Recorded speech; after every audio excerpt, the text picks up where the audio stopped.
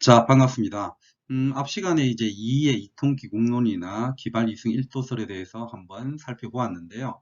이 이의 생각 자체가 실제로 또 잘 드러난 것 중에 하나가 성학 지교라는 게 있죠. 이 성학이라고 하는 것은 말 그대로 따진다면 학문을 이룬다라고 뭐 얘기를 할 수도 있을 건데요. 조선시대에는 이러한 성학에 대해서 신하만이 해야 될 것으로 보지 않고, 그렇죠, 임금, 왕도 이루어야 할 것으로 얘기를 하죠. 이것을 가장 대표적인 학자가 이제 조광조이기도 한데요. 그 이후에 이제 이황이나 이이도 이러한 성학을 얘기를 하게 되고, 그 이전에는 이언적이 또 그런 얘기를 하기도 했었죠. 자, 이러한 성학이라고 하는 것에 대해서도요, 역시 이황과 이이는 생각이 조금 차이가 나는데, 역시 리와 길을 바라보는 것에서 좀 출발한다고 볼 수도 있을 겁니다. 일단은 뭐 그런 것은 그 정도로만 알아두시고, 오늘은 이 성학 지표에서 얘기하는 것의 핵심 부분을 간단하게 한번 보도록 하겠습니다. 자, 이의 성학 지표에서 과연 어떤 얘기들을 하고 있는지 한번 보겠습니다. 자, 이제 이거는 제가 뭐 필요에 의해서 제가 생각한 핵심 부분을 좀 잘라냈는데요. 일단 한자는 이렇습니다. 합할 합자죠. 그래서 여러 개를 뭔가 합쳤다는 얘기입니다. 그래서 이 앞부분에 여러 가지 설명이 있는데, 그거는 제가 볼 때 별로 필요가 없을 것 같아서 생략을 했고요. 자, 그런 내용들을 합쳐서 그 다음에 이름하야 왈 이렇게 되는 거죠. 자, 그 다음에 이제 이 성악 지묘라고 하는 한자를 그대로 봐 두시면 되겠습니다. 성악 지묘입니다. 이게 이제 이가 쓴 책의 이름이죠. 그래서 성학의 핵심을 모은 거다 이렇게 보면 되겠습니다. 이 집자가 모을 집자니까, 그죠? 그래서 이제 성학 집요, 핵심을 모았다, 중요한 것을 모았다. 자, 그렇게 이제 볼 수가 있겠죠. 자, 그리고 나서 뒤에 얘기를 더 이어가고 있는데요. 제가 이해하는 선에서는 역시 이는 굉장하다는 생각이 듭니다. 자, 왜 그런지 한번 보시죠. 자, 이거는 끝종자죠. 뭐 중국 영화를 보면 이제 the end 할 때 이게 극종하고 나오는데, 자, 끝에는 이렇게 얘기를 하고 있고요. 그 다음 요거는 그렇죠. 뭔가 전파해 나가는 걸 뜻하죠. 그냥 전도라고 보시면 되겠습니다. 그리고 이거는 책임 책자입니다. 자, 그러면 이거는 해석을 한다면 어떻게 되겠습니까? 뭐 결국 끝에는 뭐 이렇게 그냥 해석이 가능할 거고요. 전도의 책임. 자, 그런 해석이 가능할 겁니다. 이 성악 지표를 제가 만들었는데, 이것을 전도하는 책임은, 자, 뒤를 한번 보시죠. 바랬습니다. 바랄 망자고요. 자, 그 다음에 전하라고 나옵니다. 그래서 전하에게 바랬다. 야, 이게 저는 굉장히 강 큰 사람이라는 겁니다. 제가 책을 만들었습니다. 전하께서도 한번 읽어주십시오. 뭐 이런 얘기를 하고 있는 게 아니라, 내가 책을 만들었으니 당신이 전도해 주세요. 뭔가 그런 느낌이 든다는 거죠. 그게 이제 이의 굉장히 멋있는 부분이 아닌가 그런 생각이 드는데요.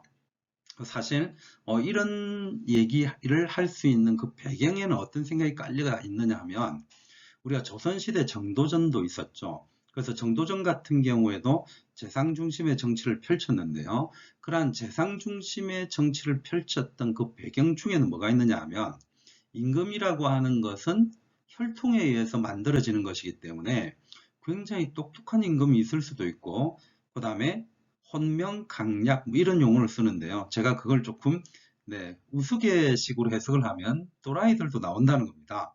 혈통에 의해서 임금이 된다는 것은 능력에 의해서 임금이 되는 거하고 완전히 다른 거지 않습니까? 그러다 보니 똑똑한 사람도 나올 수 있고, 혼동하고, 그 다음에 생각도 없는 임금이 나올 수도 있는데, 재상이라고 하는 사람들은 똑똑한 사람들 중에 뽑히는 것이기 때문에 이들은 늘 똑똑하다는 거예요.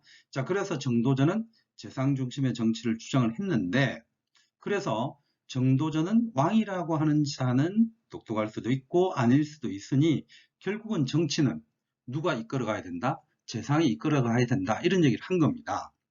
그것을 우리는 재상 중심의 정치라고 얘기를 하는데요. 이와 굉장히 유사한 주장을 하고 있는 게 이입니다. 이 자체도 뭐라고 얘기를 하느냐 하면, 성악이라고 하는 것을 임금도 이루어야 하는데, 이 임금 스스로 또는 혼자서 성악을 이루는 것은 어려울 수 있다. 그래서 옆에서 굉장히 똑똑한 신하. 그래서 그 신하 자체가 보필해주면 되지 않느냐. 자, 그런 생각을 가지고 있는데요.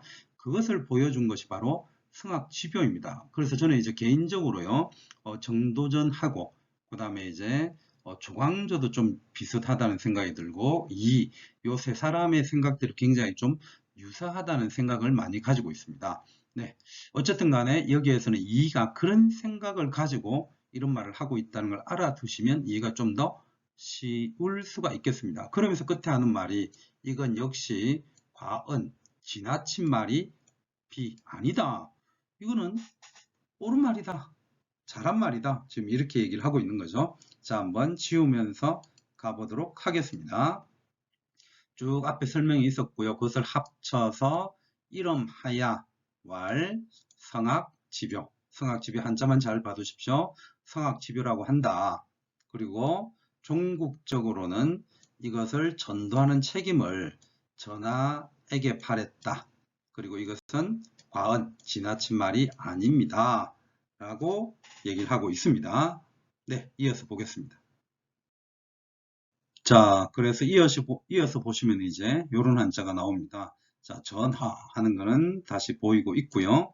자, 그러면 전하께서는요, 500년의 시기에 해당한다. 요 당자가 이제 해당한다라고 보시면 되겠는데요. 약간 요 문장은 좀 압축적으로 보입니다. 500년의 시기? 그게 왜? 뭐 이렇게 볼 수가 있겠는데요.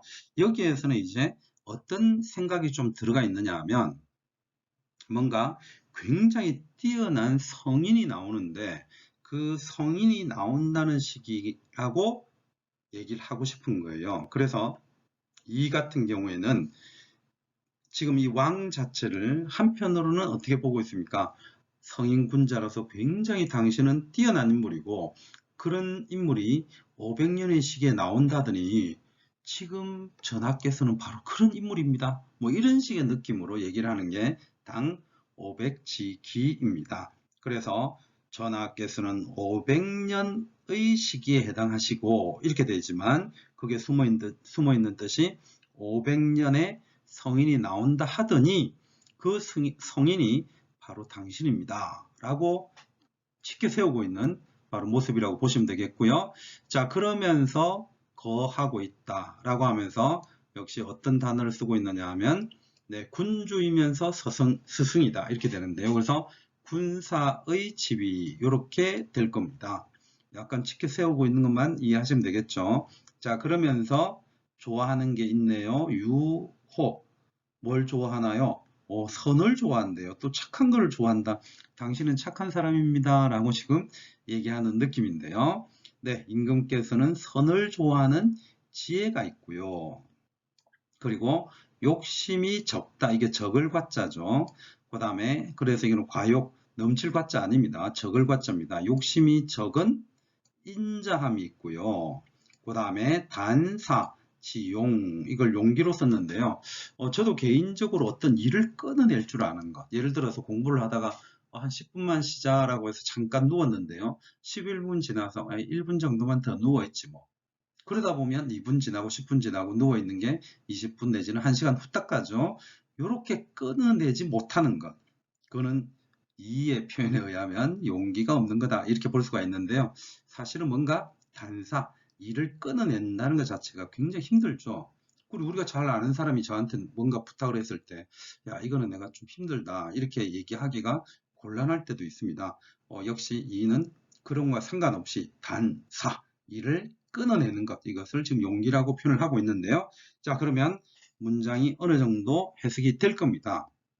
전하께서는 500년에 한 번 나올까 말까 뛰어난 군주에 해당하시고 그러면서 군사의 지위에 거하시며 있으면서요. 그 다음에 착한 선을 좋아하는 지혜와 그 다음에 욕구를 적게 가지는 인자함과 이를 끊어낼 줄 아는 용기도 가지고 있습니다. 자, 이런 내용입니다. 한 번 더 지우면서 또 간단하게 해볼까요? 자, 전하께서는 지금 500지기에 해당하고 500지기라고 그냥 바로 읽었습니다. 의미 기억하시면서 그렇게 하시면 됩니다. 500지기에 해당하고 그 다음에 군사의 지위에 있고요. 그리고 선을 좋아하는 호선, 지혜가 있고, 그 다음에 욕심을 적게 가지는 인자함이 있고, 그래서 욕심이 적은 인자함이 있고요. 이를 끊어낼 줄 아는 용기도 가지셨습니다. 이렇게 얘기를 하고 있습니다. 뒤에 이어서 한 점 보시죠. 자, 이제 마지막 한 점 보실까요? 자, 조금 전에 이제 자기가 책을 다 이래저래 모아서 성악지배라고 이름을 붙인다고 했고요. 이것을 전도해 주기를 바랬습니다. 임금께서. 그러면서 이제 전하는 500년에 나온다는 그 성인 군자이시고, 그러면서 군사의 지위를 누리시고 있고, 선을 좋아하는 지혜와 그 다음에 욕심을 적게 하는 인자함과 그리고 이를 끊어낼 줄 아는, 단사할 줄 아는 용기도 신이셨습니다. 라고 하면서요, 이제 만약, 자, 만약이라고 하는 글자가 보입니다. 자, 약, 그리고 이제 요거는 우리가 뭐 염려하다고 할 때 그 염자입니다. 그러니까 걱정하다 이런 단어가 될 수도 있고 아니면 싫어하다 이렇게 될 수도 있는데요. 그래서 만약 근면하게 노동하는 것을 싫어하다. 자, 그런 해석이 가능할 겁니다. 다시요. 염려할 염자, 싫어할 염자인데요. 근면하게 노동하는 거, 열심히 하는 것이라고 그냥 의역해도 되겠죠. 열심히 하는 것을 싫어하고, 그 다음에 이거는 역시 한 글자 한 글자 뜯을 필요가 없죠. 우리가 간단하다, 간편하다 이렇게 얘기를 하고 있는데요. 그 간편입니다. 그래서 간편한 것에 안주하다. 그러면 머무르다 이렇게 볼 수 있겠죠. 이 문장 이해되시죠? 우리가 뭔가를 하다 보면 좀 뭔가 공부 자체가 굉장히 힘들고 이런 것에 대해서는 싫어하고 편안하게 누워있는 것을 좋아할 수밖에 없는데 그런 문장입니다. 그래서 다시 이제 의역 없이 한자만 읽어보겠습니다. 근로 하는 것을 싫어하고 간편한 것을 안주한다면 그리고 뒤에 것도 끌어서 뭐뭐 한다면이라고 하면 되겠네요. 자, 학문의 공이니까 다섯 글자 길게 갈 필요 없이 그냥 이거는 학문으로 그대로 보면 되겠죠. 학문하는 것을 그친다. 지금에 와서 이렇게 되겠죠. 자, 그러면 문장이 열심히 노력하는 것을 싫어하고 간편한 것을 좋아하면서 의역 가능하죠. 이 안자는 좋아하다고 가능하니까. 자, 그렇게 간편한 것을 좋아하면서 학문하는 것을 지금에 와서 멈춘다는 것은 즉 이렇게 됩니다. 즉 이제 뒤에 비유를 한번 보시죠. 요거는 이제 단지 지자입니다. 단지 구하는 것과 같다. 무엇을? 문과 마당, 뜰이죠. 문과 뜰을 구하고 일단 그 정도로 한번 해석을 하고 나서 의역해 보겠습니다. 문과 뜰을 구하고 그리고 불심인데요.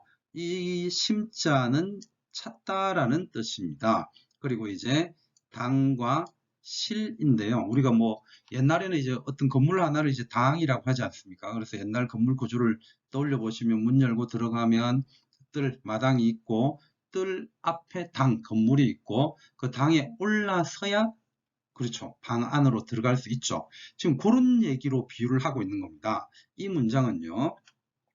지금까지 공부를 이렇게 해오다가 나 열심히 하는 거 싫어. 이제 쉴 거야. 그래서 공부를 멈추는 것은 결국은 문과 뜰은 구하고 당과 실은 찾지 않는 것과 같다. 자, 이런 의미로 쓰고 있어요. 결국은 문 앞까지 와서는 방에 안 들어가는 것 같지 않느냐. 이런 얘기를 하고 있다고 보시면 됩니다. 그래서 보통 이제 의역본을 보면요. 문과 뜰에 들어서서는 그 다음에 당과 집에는 들어가지 않는 것과 같다. 뭐 이렇게 이제 의역을 하기도 하는데 이 문장을 이해한다면 충분히 그렇게도 가능하겠죠.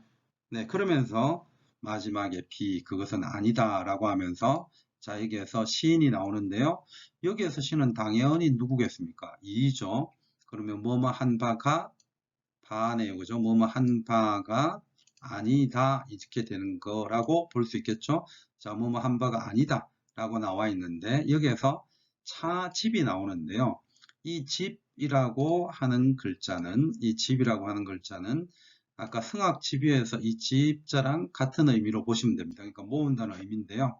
차례대로 모은다 뭐 이렇게 하면 되겠죠. 아니 모아서 차례대로 한다 이렇게 되는 건데, 그래서 그냥 차집은 그냥 모은다라고만 하셔도 될 겁니다. 자, 그러면 해석을 뒤에서 한번 이어보면, 모아서 책을 만들었다는 것의 뜻이 아닐 겁니다. 이렇게 얘기를 하고 있죠. 자, 다시 한번 해석을 해볼까요?